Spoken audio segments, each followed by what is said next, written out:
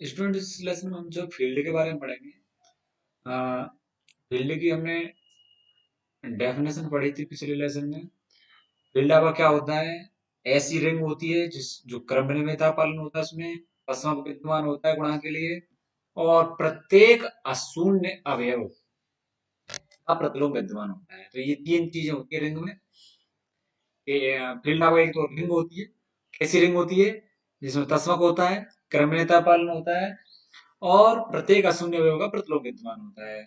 तो अब देखो, इसमें प्रत्येक फील्ड अनिवार्यतः डोमेन होता है, मतलब पूर्णांकी प्रांत होता है, परंतु इसका विलोम सदैव सत्य नहीं है। अब देखो, हम ऐसा मान लेते हैं कि एफ हमारा एक क्षेत्र है। अब क्षेत्र है, अब क्षेत्र है और हमें किसे क्या प्रूव करना है कि डोमेन है। अब देखो, डोमेन पूर्णांकी प्रांत और क्षेत्र में कितना सा अंतर है? एक एक प्रॉपर्टी का अंतर है, दो तो सेम है कि उनमें तत्सम विद्यमान और क्रमनियमितता का पालन होता है।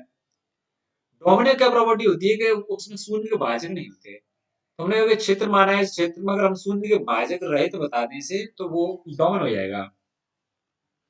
तो डोमेन हम ऐसा है कि हमारे पास ए जीरो नहीं है। हमने दो मतलब अवयव लिए ए बी फील्ड के, ए जीरो नहीं है, तो दाहिने का गुणनफल जीरो है। अब आप देखो, ए आपका जीरो नहीं है तो उसमें फील्ड है, तो उसका इनवर्स विद्यमान होगा फील्ड में।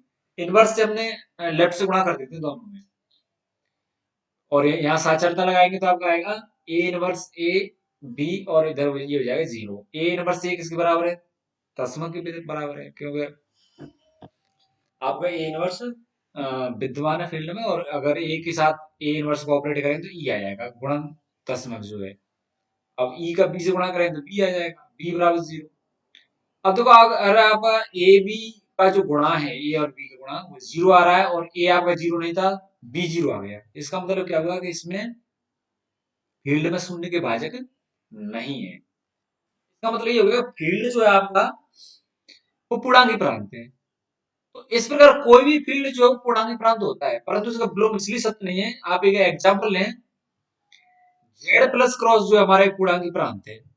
पूर्णांकों का जो सेट है जेड, वो प्लस और गुणा संक्रिया के लिए पूर्णांकी प्रांत है। वास्तव में जेड को पूर्णांकों का सेट इसीलिए तो कहते हैं, वो पूर्णांकी प्रांत है। वो पूर्णांकी प्रांत का सबसे बढ़िया उदाहरण है जेड।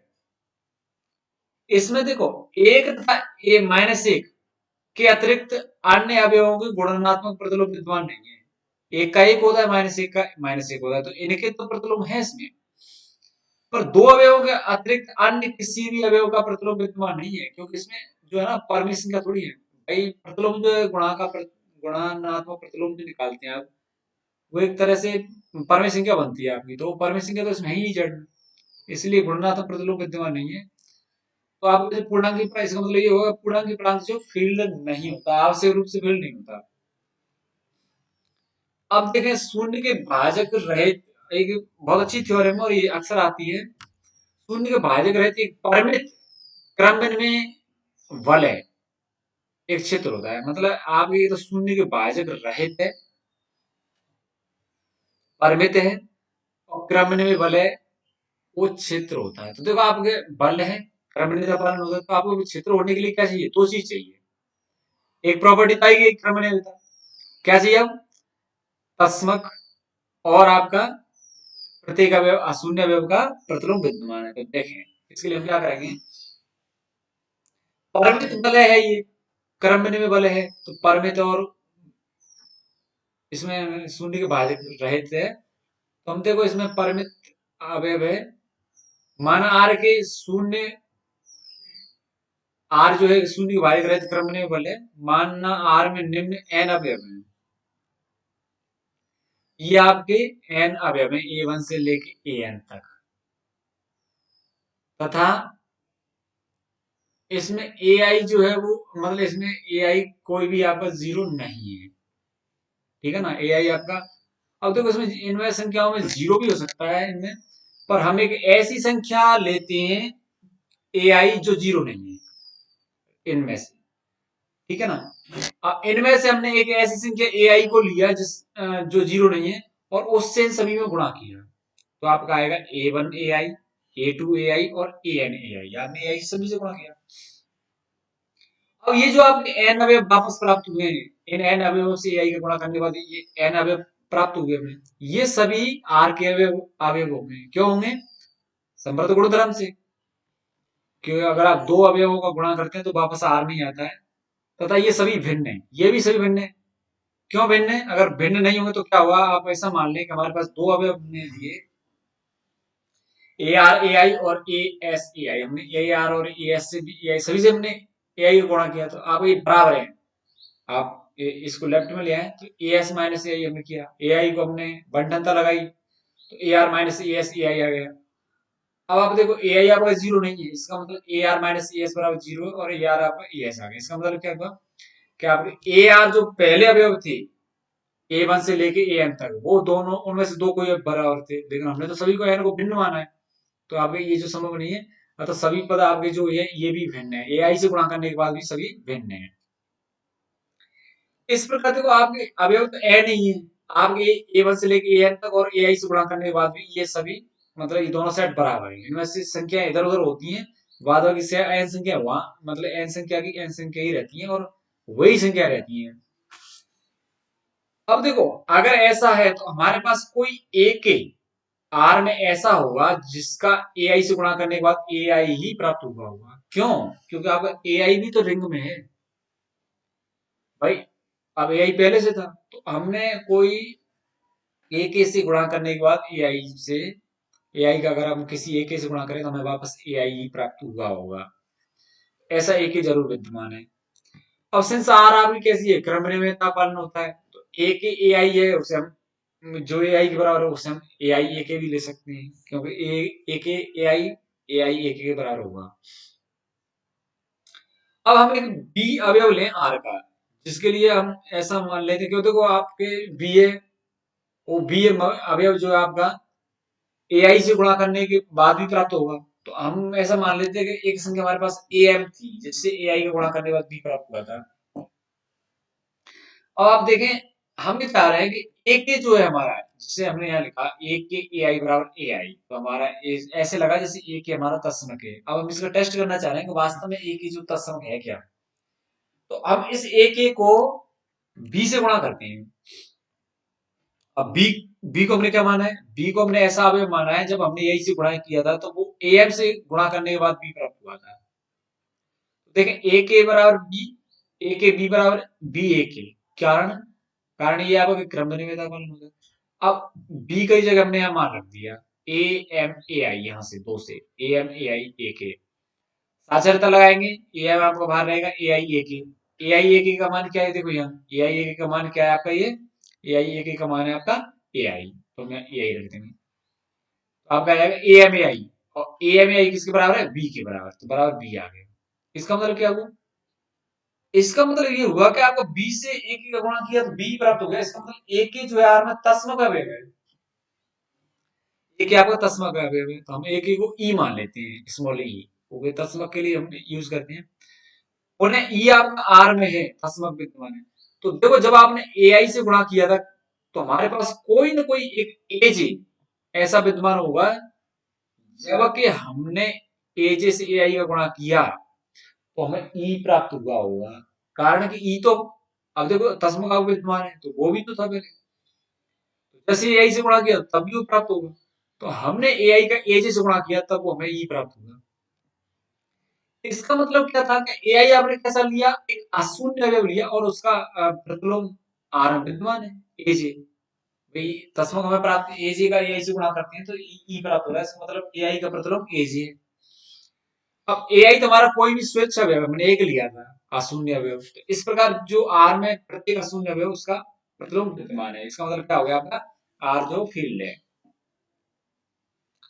आर क्या है आपका फील्ड। तो इसका ये प्रमेय प्रूफ हो गई कि जो शून्य के भाजक रहते हैं परिमित क्रम में वलय क्षेत्र होता है। ठीक है, अब देखो इसमें ऐसा भी हो सकता है, शून्य के भाजक रहित क्रम में वलय क्षेत्र होता है परिमित।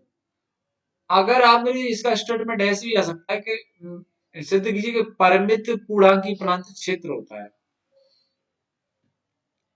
आप देखो हमने जैसे तस्मा किसमें प्रूव किया था, तस्मा वाले पार्ट आपको प्रूव करने की जरूरत नहीं है, सीधा यहाँ से शुरू होगा आपका, यहाँ से ई, यहाँ से छोटा सा प्रूव इतना सा आएगा। अगर आपको ऐसे आया था कि सिद्ध कीजिए परमित पूर्णांक गुणा क्षेत्र होता है, तो वो छोटा सा पार्ट आएगा, ई से आगे शुरू होगा। तो हालांकि 5 नंबर या 10 नंबर में वो नहीं आएगा आपका, ये वाला स्टेटमेंट ही आता है। अब देखो वलय का अभिलक्षण क्या है। अब देखो वलय का अभिलक्षण ये है कि अगर आप वलय में से कोई मतलब कोई भी अवयव लें ए, मतलब सारे अवयव में अगर हम किसी संख्या एन से गुणा करते हैं तो जीरो प्राप्त होता है।